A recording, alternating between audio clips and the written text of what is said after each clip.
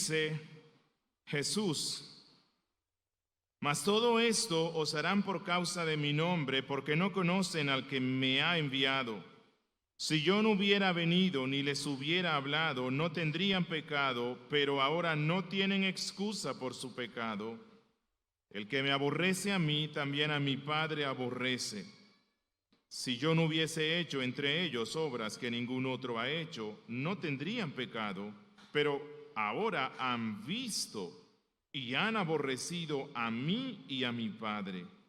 Pero esto es para que se cumpla la palabra que está escrita en su ley: sin causa me aborrecieron. Pero cuando venga el Consolador, a quien yo os enviaré del Padre, el Espíritu de verdad, el cual procede del Padre, él dará testimonio acerca de mí. Y vosotros daréis testimonio también, porque habéis estado conmigo desde el principio. Invoquemos nuevamente el nombre del Señor.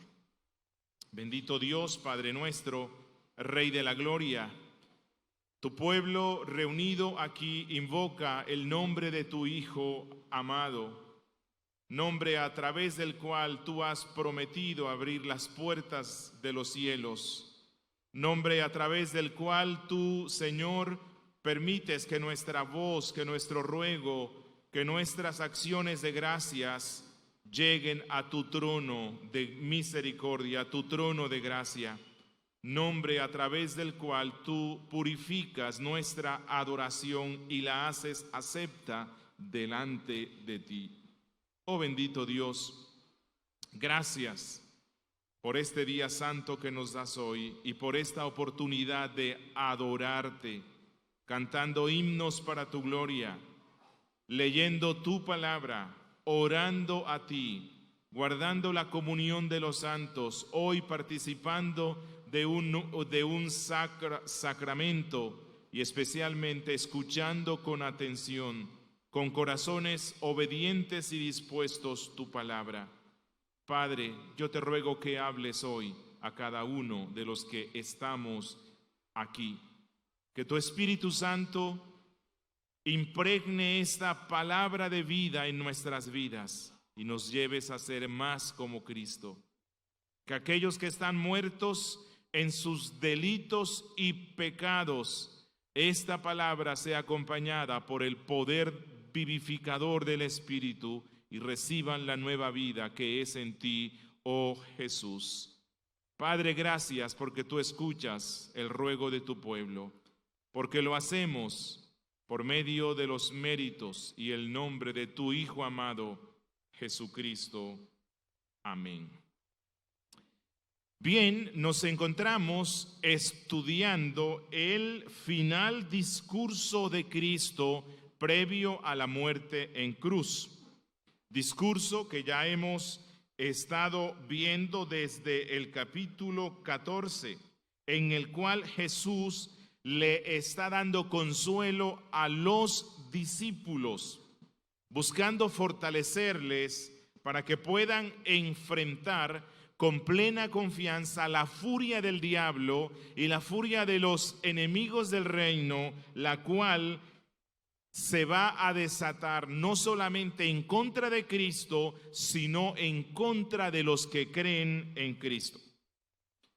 A partir de esa noche vendrán momentos muy tensos.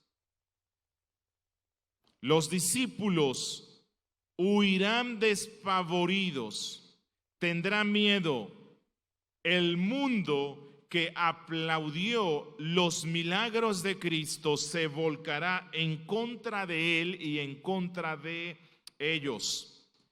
Y Jesús les está diciendo, y ya les dijo desde el verso 18, que sus discípulos no deben esperar el aplauso del mundo, que sus discípulos no pueden ni deben esperar el amor o la admiración del mundo, que antes el mundo nos odiará, seremos aborrecidos y despreciados por el mundo, que muchos van a ser encarcelados y van a ser maltratados por el sistema de maldad que impera entre el mundo. No obstante, Cristo les dijo: esto que le harán a ustedes, me lo hicieron a mí. A pesar de que yo soy el Rey del cielo, el Verbo encarnado, el Hijo de Dios, el Salvador, cabeza de la iglesia, a mí me hicieron esto y a ustedes también se lo van a hacer. Y esto debe proporcionar consuelo de saber que cuando el mundo responda con odio y aborrecimiento, siendo que eso me lo hicieron a mí antes, entonces ustedes deben recibir el consuelo de saber que el mundo, al hacerlo ese desprecio, está diciendo que me está viendo a mí en ustedes. Y eso trae consuelo para el cristiano, que el cristiano que es odiado por el mundo es porque está manifestando la imagen de Cristo. Vendrán tiempos de profundo dolor y angustia, los cuales durarán entre la muerte de Cristo y la segunda venida de Cristo. Pero Jesús luego les dice que en medio de esta tristeza de ser odiados por el mundo, los discípulos tendrán al consolador, tendrán al Paracleto, tendrán la seguridad de que así como Jesús venció al mundo, sus discípulos también lo vencerán. No por medio del odio, sino por medio del amor que procede del cielo. No por medio de la guerra, sino por medio de la predicación fiel del evangelio. No respondiendo odio por el odio del mundo, sino viviendo en santidad en medio de este mundo pecaminoso, disfrutando de la paz que sobrepasa todo entendimiento, manifestando el amor genuino que es capaz de hacerle. Y vamos a continuar viendo el discurso de Cristo que hemos titulado El cristiano frente al odio del mundo. El cristiano frente al odio del mundo, parte 2. Y vamos a ver que la fuente del aborrecimiento y odio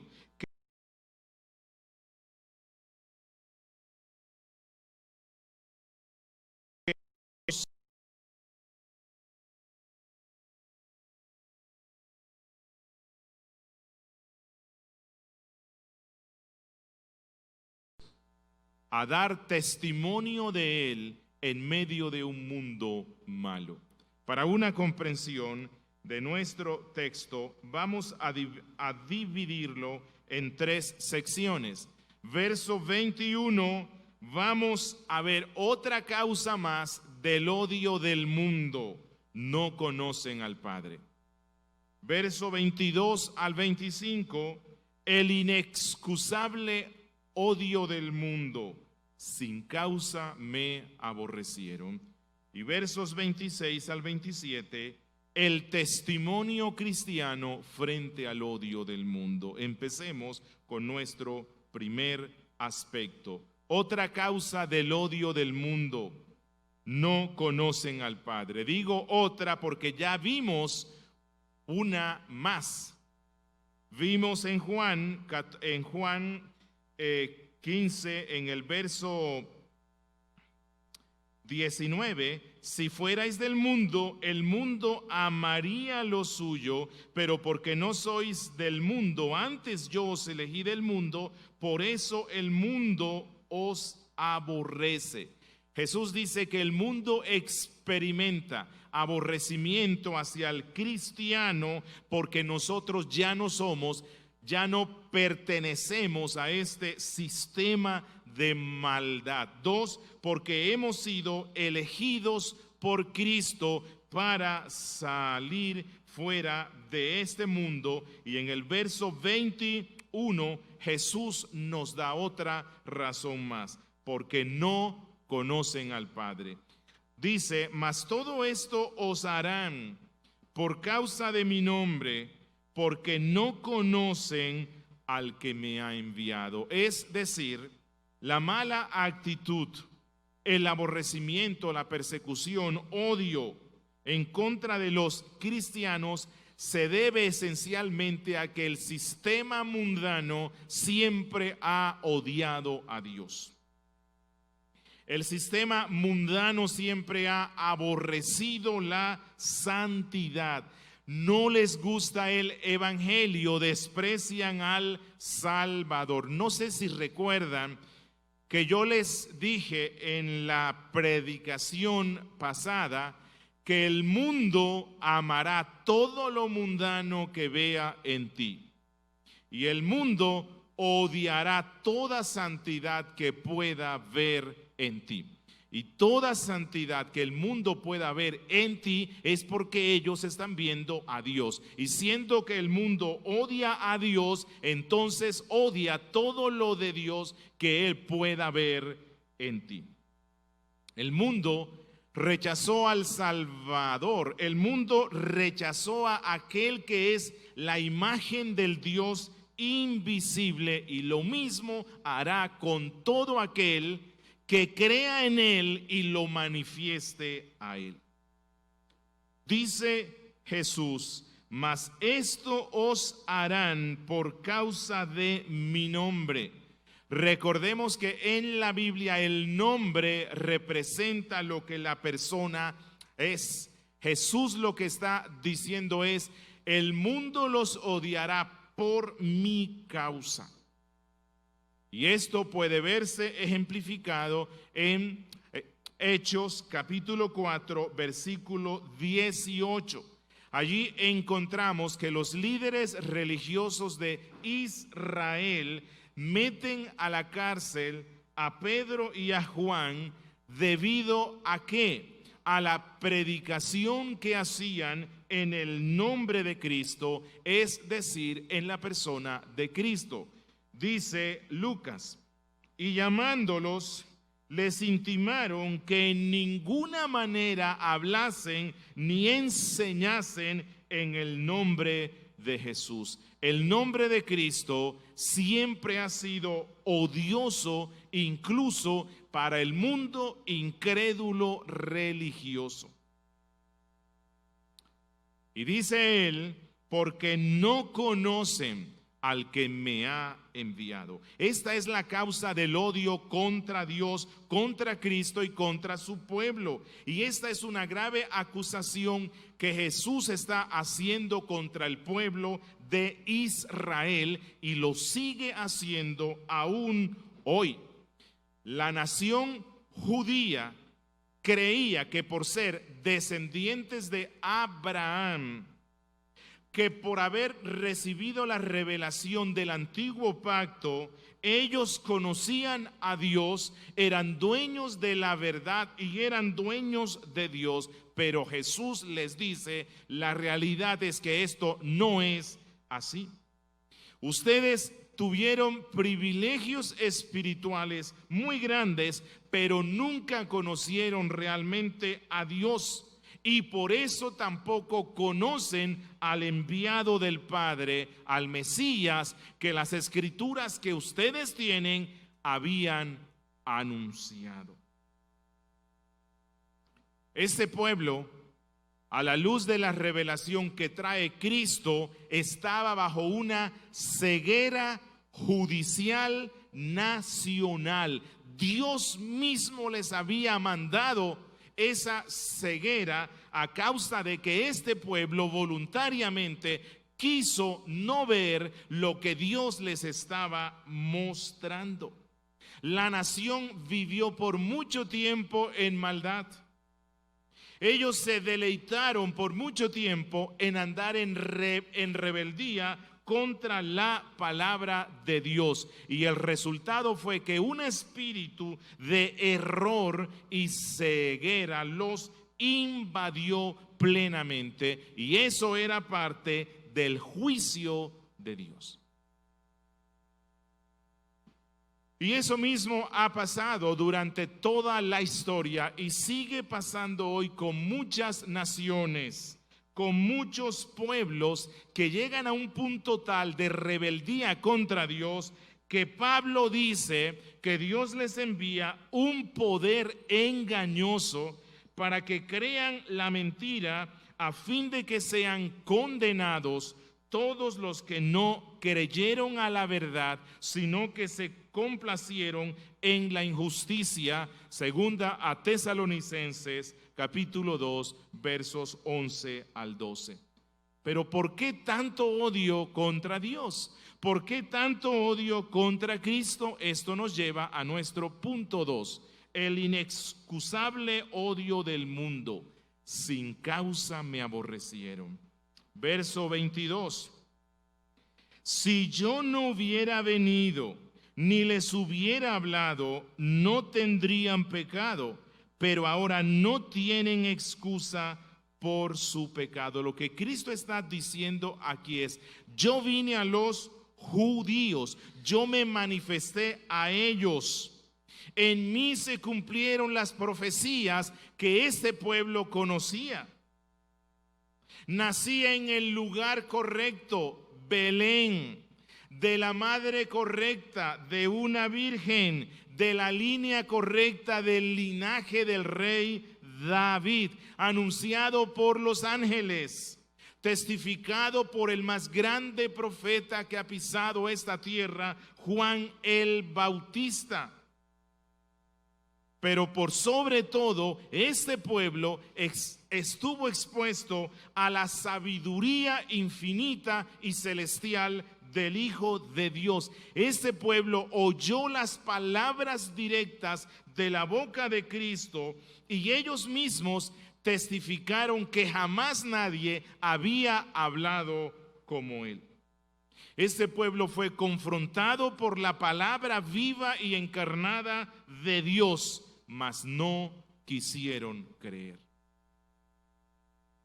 Por lo tanto, Jesús dice: este pueblo no tiene ninguna excusa, no tiene ninguna razón para justificar su rechazo. Son sin excusa delante de Dios. Tenían el conocimiento y actuaron en contra del mismo. No quisieron ver, por eso no podían ver. Verso 23. El que me aborrece a mí, también a mi Padre aborrece. Y esta es otra acusación grave en contra de los judíos del tiempo de Cristo e incluso de hoy. Ellos profesaban un amor ritual, religioso y externo hacia Dios, a quien ellos llamaban Padre. No obstante, consideraban al enviado del Padre, a la imagen del Padre, como alguien poseído por el diablo, como está en Juan 8:48. Los judíos pretendían amar al Padre, pero odiaban al Hijo, a Cristo. Pero siendo que el Padre y el Hijo son un solo Dios, una sola substancia, entonces el que odia al Hijo automáticamente odia al Padre. Si aman al uno, aman necesariamente al otro, de manera que la lógica de Cristo es: el Padre y yo somos uno.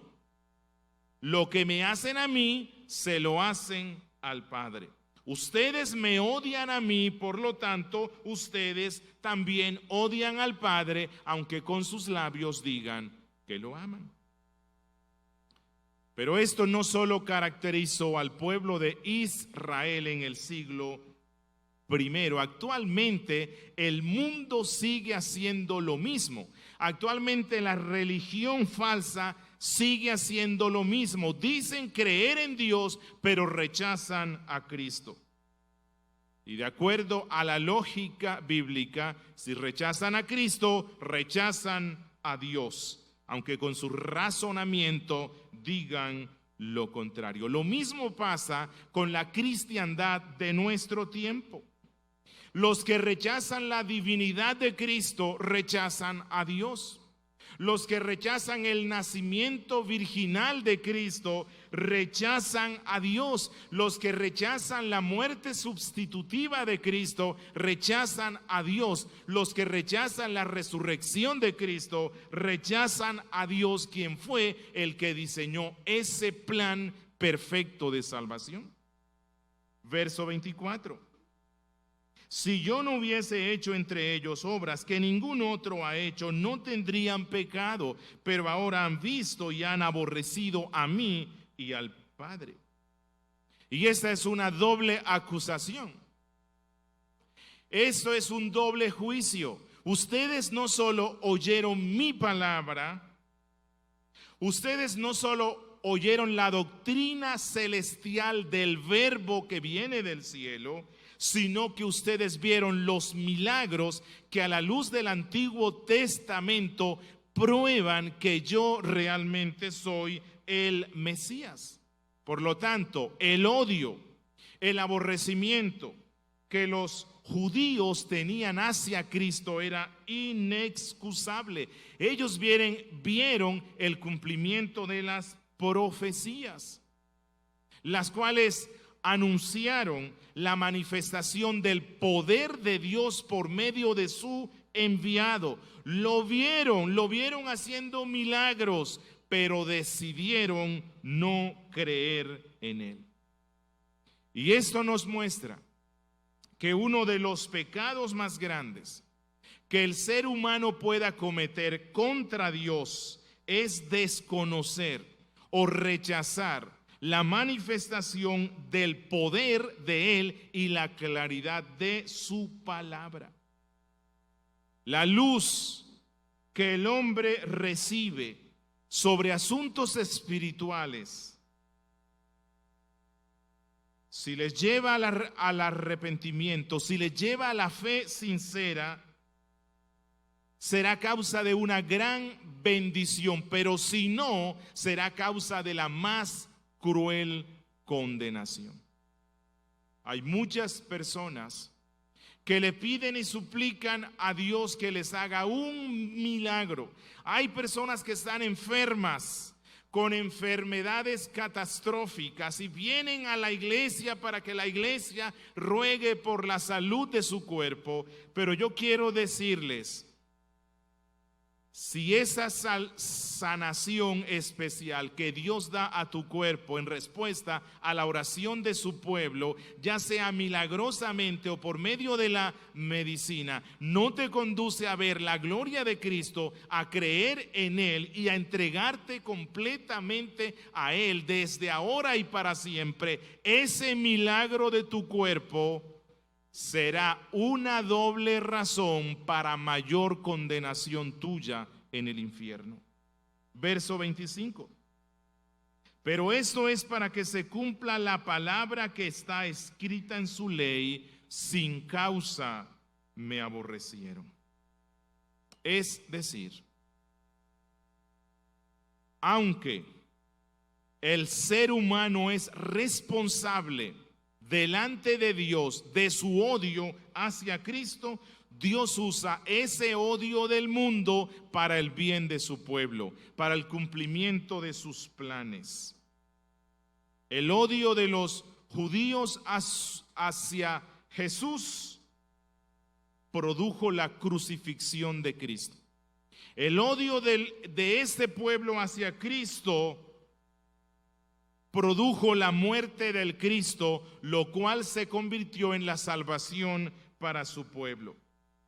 Jesús está aquí citando el Salmo 35, 19, donde el salmista dice: no se alegren de mí los que sin causa son mis enemigos, ni los que me aborrecen sin causa guiñen el ojo.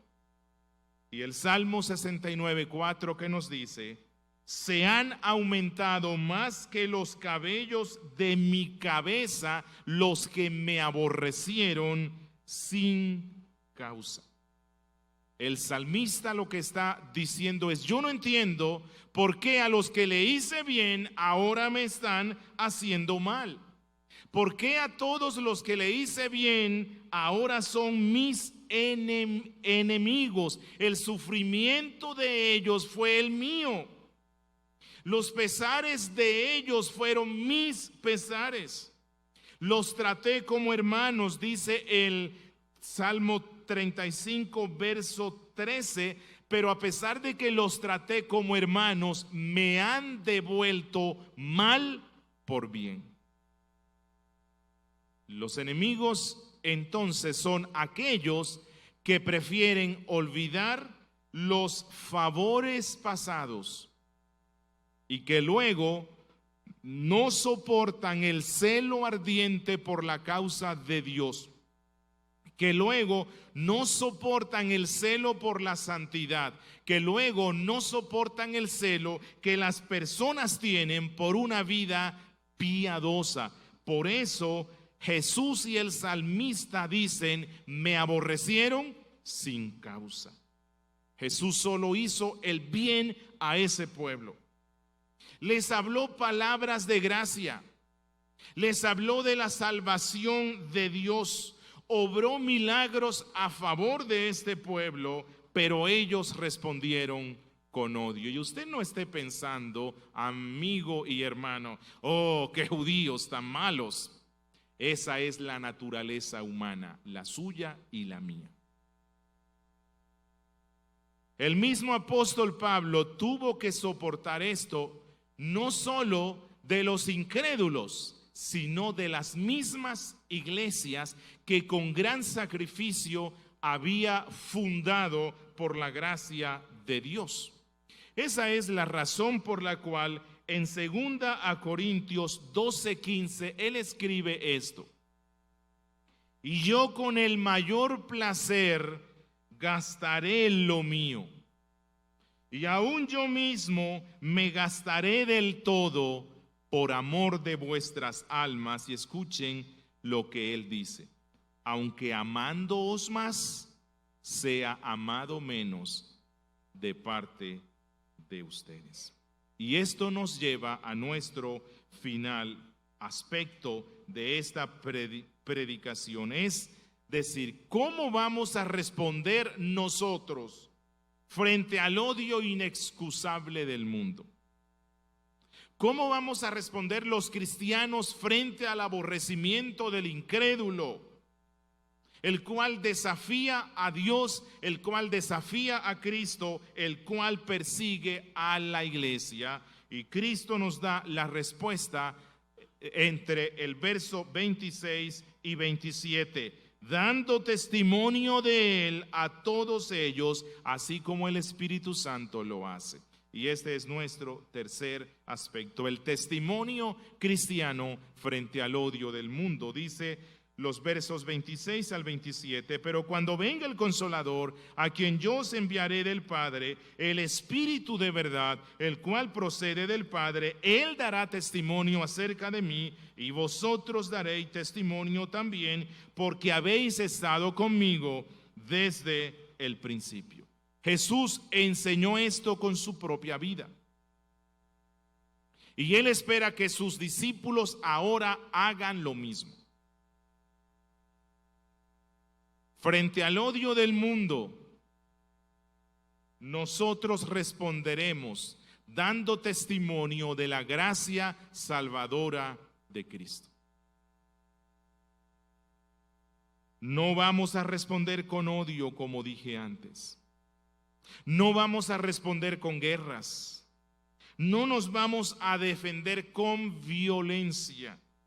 No vamos a actuar de la misma manera que el mundo actúa, de lo contrario no lo vamos a impactar para nada. Y lo que Jesús está diciendo cuando menciona al Paracleto, al Espíritu Santo, es que en ustedes, en mí, en los cristianos, actúa un poder superior que nos lleva a enfrentar el odio del mundo con amor hacia sus almas, el aborrecimiento del mundo con misericordia, compasión y ternura. Que aunque el mundo nos esté clavando la espada, o el mundo nos esté lapidando como hizo con Esteban, nuestra oración será como la de Cristo y la de Esteban. Padre, perdónales, porque no saben lo que hacen, no te conocen, oh Dios.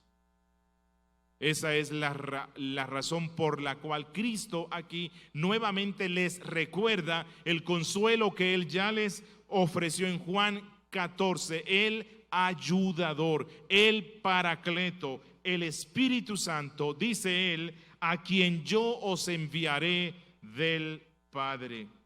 Será enviado por el Padre por medio de los ruegos del Hijo.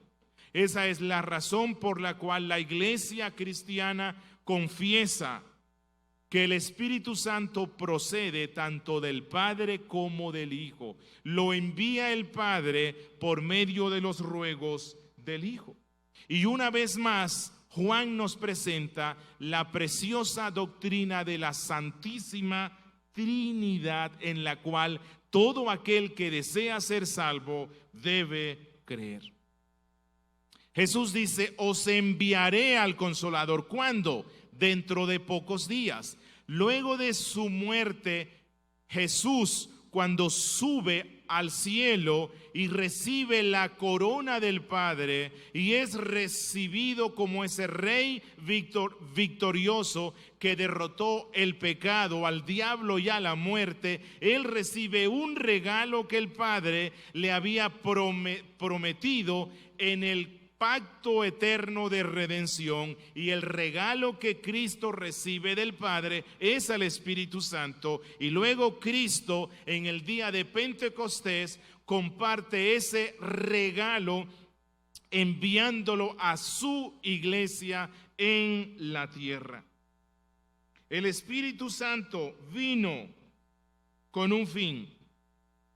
Jesús dice, vino con el fin de dar testimonio contra el mundo. Los judíos no habían querido dar testimonio de Cristo, pero vendría Dios mismo en la persona del Espíritu Santo a hacer lo que ese pueblo incrédulo no quiso hacer, dar testimonio de que Jesús es Dios de Dios, de que Él es el Salvador. El Espíritu Santo fue enviado por Cristo a esta tierra para dar testimonio a los elegidos, para mostrarles la necesidad que ellos tienen de Cristo. Y vino para dar testimonio de Cristo, dando consuelo a su pueblo.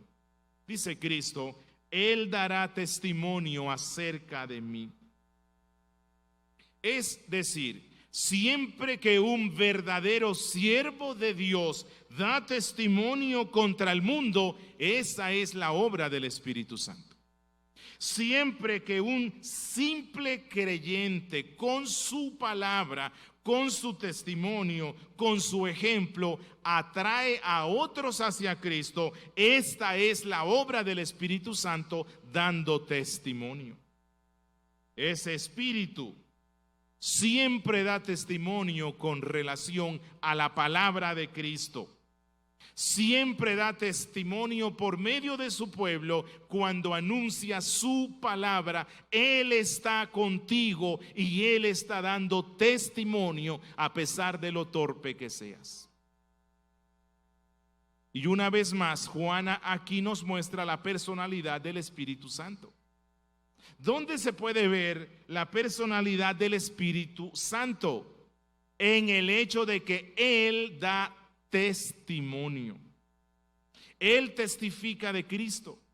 Y eso solo lo puede hacer una persona. Hay de aquellos que niegan la personalidad del Espíritu Santo. Aquellos que creen que el Espíritu Santo es meramente una fuerza, están errados. Pecan contra la verdad, pecan contra el Espíritu y por ello se condenan a sí mismos.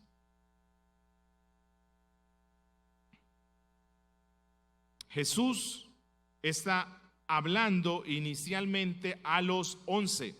Él les está diciendo que ellos van a dar testimonio especialmente de la resurrección de Cristo, como se puede ver en el libro de los Hechos.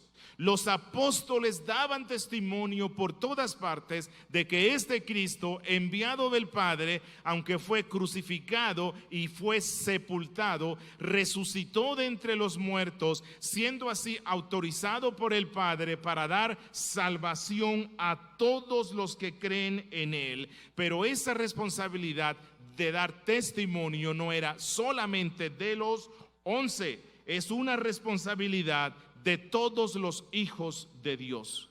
Y solamente son hijos de Dios aquellos que han puesto su fe en Cristo.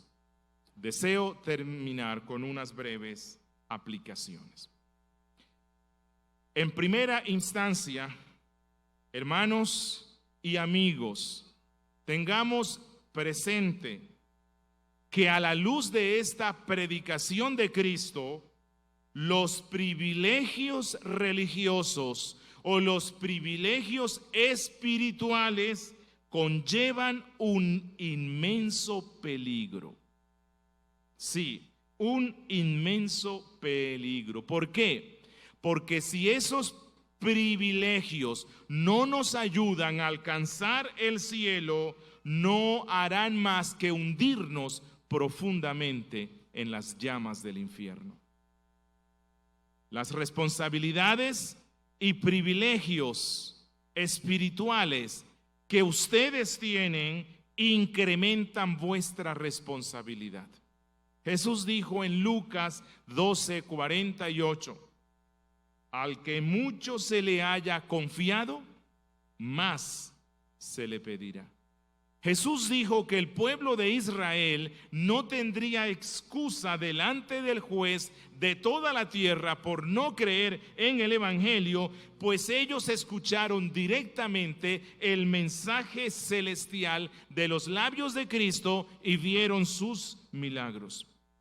Igualmente, todos aquellos que han vivido en países donde el Evangelio de Cristo se predica libremente y donde usted puede oírlo por la radio, por la televisión, por libros, folletos, panfletos o en los templos.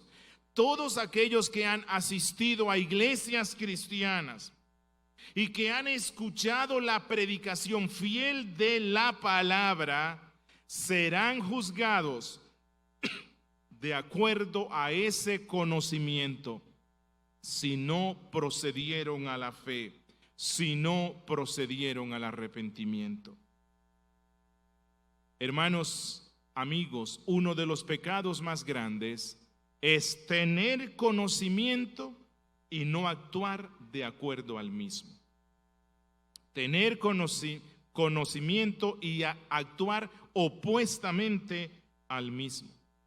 Jesús dijo en Lucas 12:47, aquel siervo que conociendo la voluntad de su Señor no se preparó ni hizo conforme a su voluntad, recibirá muchos azotes.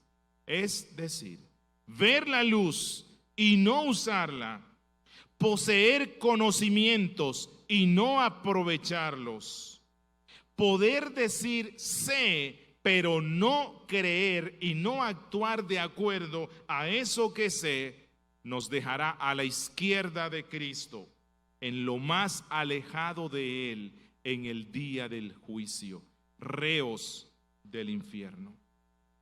Que estas palabras de Cristo, amigo, nos lleven al arrepentimiento.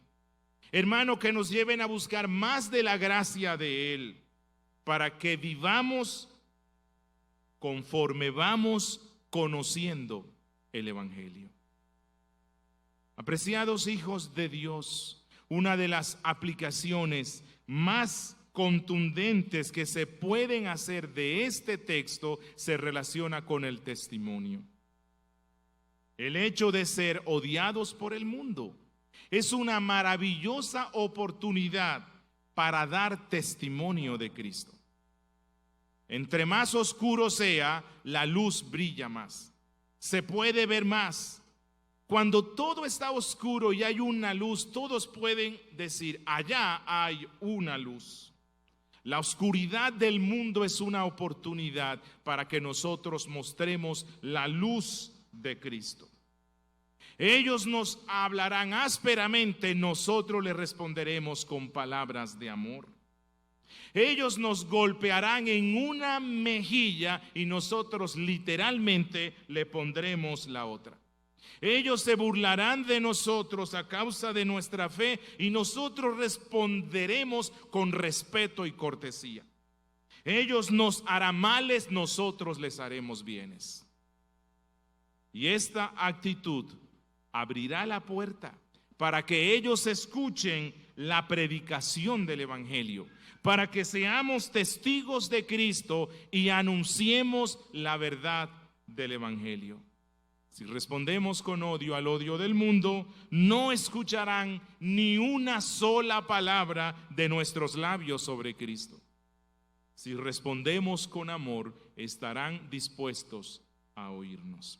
Y si no nos oyen, a pesar del amor que les estamos dando, su condenación será aún mucho más grande, porque ellos vieron a Cristo en nuestras vidas, en nuestras actitudes, en nuestras palabras, y no quisieron creer. Demos gracias al Señor.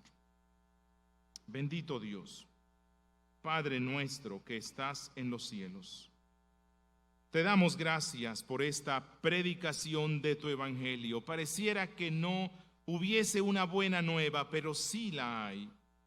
La buena nueva, oh Cristo, es que tú estás dando consuelo a tu pueblo, a tus hijos, que tú nos estás preparando para enfrentar cristianamente el odio del mundo, pero a la misma vez que tú eres tan misericordioso que haces que tu palabra y tus obras se vean, se escuchen por doquier, de manera que los elegidos tuyos puedan creer en ti. Ayúdanos, oh Dios, te lo ruego, a actuar con amor, mostrando tu evangelio a este mundo malo.